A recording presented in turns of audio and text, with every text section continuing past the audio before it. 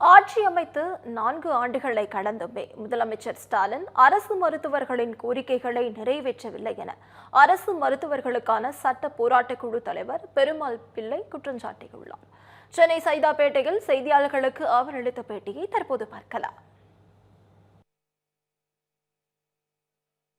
அன்று 2019ஆம் ஆண்டு அக்டோபர் 28ஆம் நாள் போராட்டத்தில் இருந்த மருத்துவர்களுக்கு நேரில் வந்து ஆதரவு தெரிவித்த அன்று எதிர்க்கட்சித் தலைவராக இருந்த திரு மு.க. ஸ்டாலின் திமுக ஆட்சி அமைந்ததும் அரசு மருத்துவர்கள் கோரிக்கை நிறைவேற்றப்படும் என்று எங்களுக்கு வாக்குறுதி அளித்தார்கள்.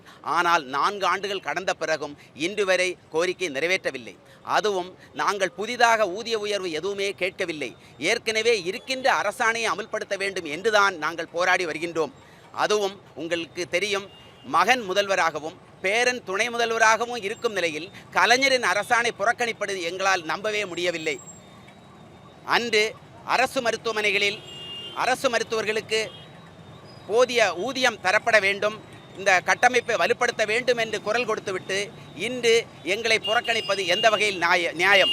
அதுவும் கொரோனாவுக்கு பிறகும் மருத்துவர்களை அங்கீகரிக்க மறுக்கும் ஒரே மாநிலமாக தமிழகம் மட்டுமே உள்ளது என்பதுதான் வருத்தமான உண்மை.